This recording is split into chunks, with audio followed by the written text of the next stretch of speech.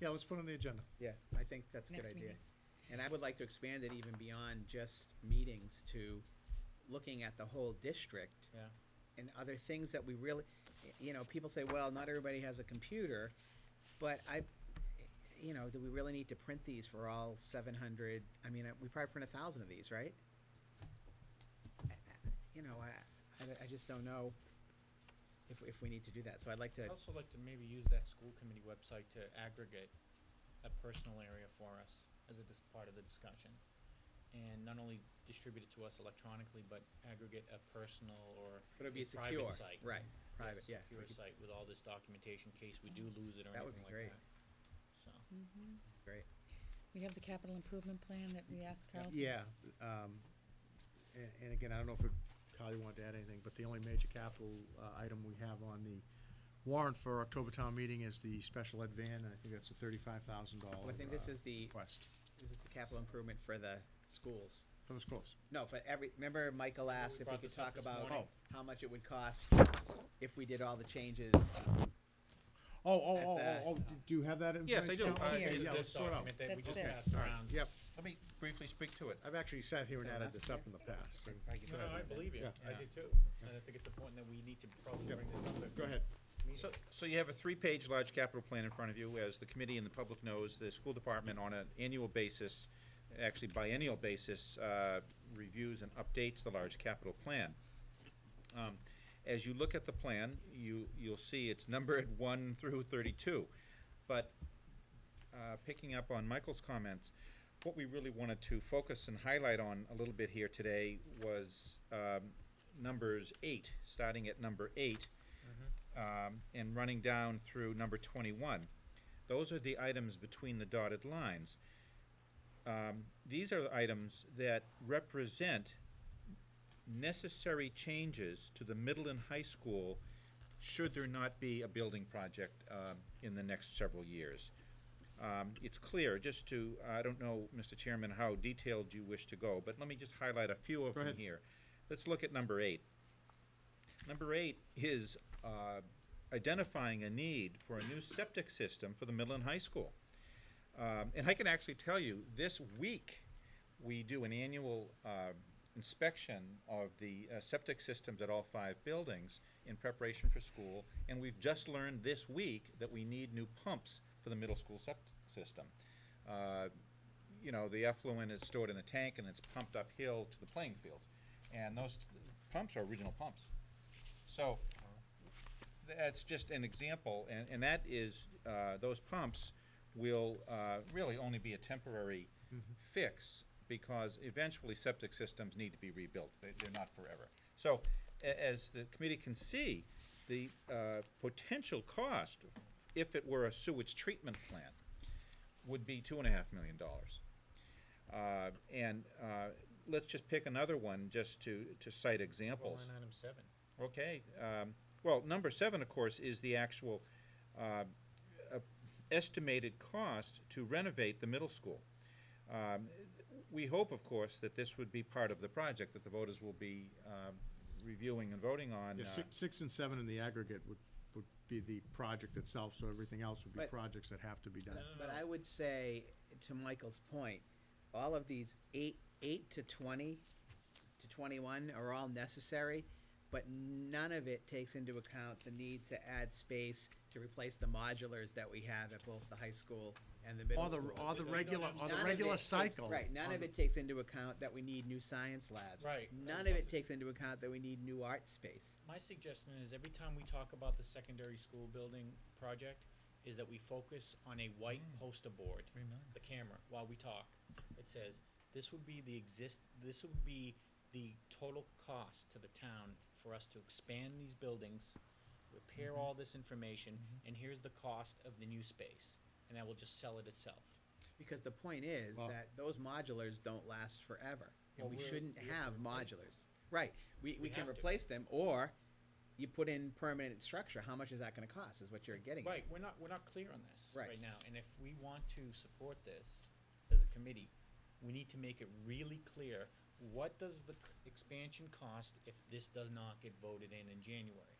It's gotta be Yeah, really and clear. again, I just wanna make sure that the information we put out there is 100% accurate too, because obviously, we'd have to take a look at the modulars that we have and when we expect their life expectancy is and how much it's gonna cost to replace them as we go forward, but Expansion of but science clearly, labs, yeah, I mean, and a- again, a workshop for the. that's assuming you can ever get garage. funding to do that. How about replacing the no chairs, choice. the original chairs in the high school auditorium? I mean, I could go on Right. and on and We don't on. have a choice on those things. Those are things we have to make clear. Like, for example, the auditorium chairs. They're ridiculous. They're all broken. They're homeless chairs. I know. I mean, They- it's ridiculous. They're almost 60 I mean- years old. Well, the other problem too is the items you see here is Kyle stretches these out, and he's always done that through the next coming fiscal years. Some of these replacement things are gonna have to be replaced continuously to over be the done next right. 20 years. Right. So a lot of it that you can't even necessarily identify right now are gonna require replacement in Well, the next my 5, issue 10, would be- 15 years. If this thing doesn't get approved in January, we need to do the following year is complete expansion of the schools, period. That's the cost we need to put in right now. There's no question about it. The schools are not adequate, and we need to make that clear to the Well, public. we're talking We about don't the, have a choice. but the problem with that, Mike, is you're talking about the same thing. That's the point we're trying to Well, make let the now, town that's why vote we're in. doing it. Let the town vote in. Let the town vote in either new schools, or they have to go to January and say, nope, we're paying 40 million out of our pocket to expand the schools. Give them a choice, A or B. Well, A and B may be the same choice.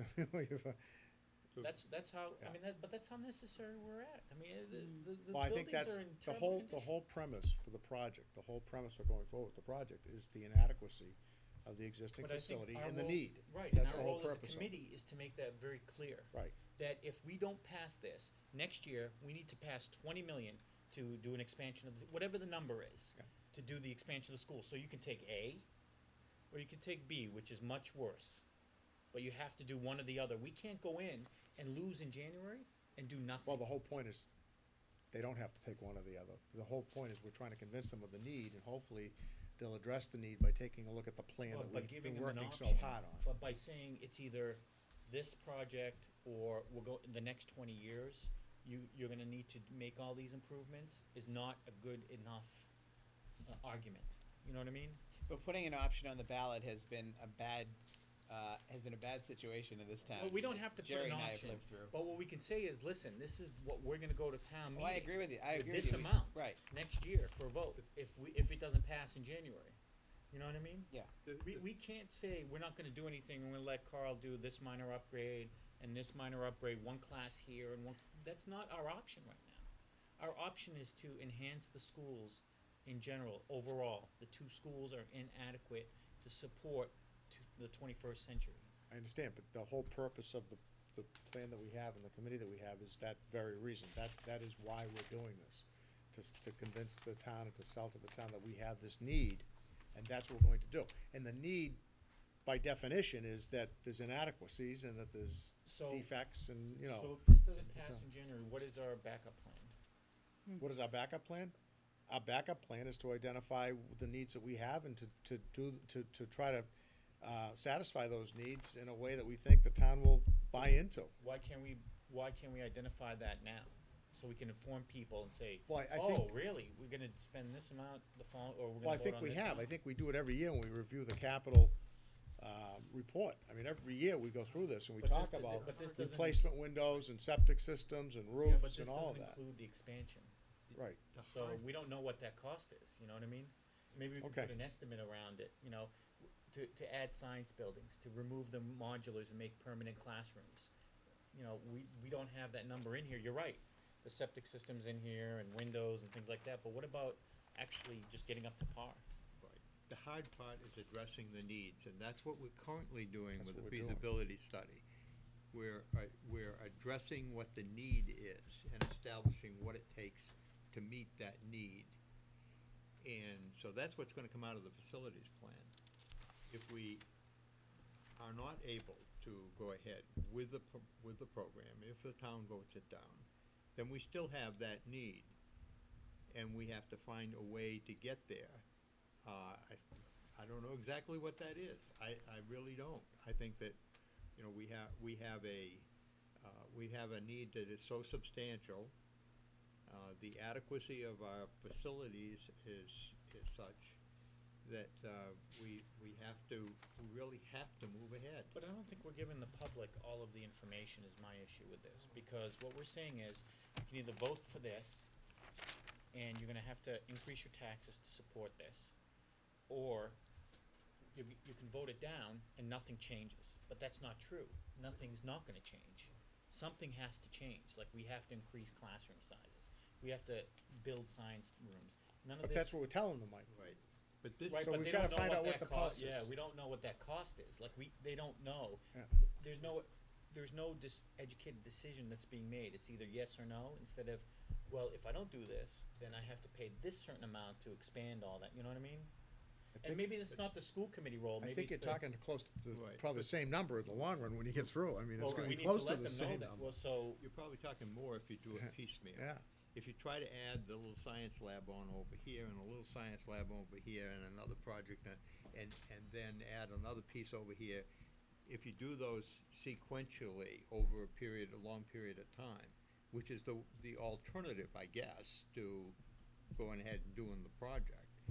If you do that, it's gonna cost us a whole lot more. And in addition to that, But we're not it's all quantifying that our number. dollars. well, we're not quantifying because it's not part of the feasibility study. That's gonna take a little bit of work to do that. I mean, to say, well, we know. need X number of additional square feet of classroom space or science labs or whatever. That's a whole that's what a feasibility study is, basically. we'd have to do another feasibility study. Well, we'd probably have to take a look at it. This is the patch to the tube or the recap on the tire. Right. This is not what we really need. This is a patch.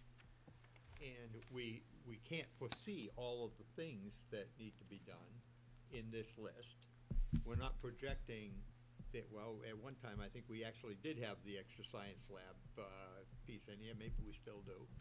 But those are the increments aren't as easily identified as little separate projects along the way. But last fall, as we they did are, and looking identify, at the whole thing and saying, we this have is to really replace what the we need. modulars, and the cost on those were some outrageous number.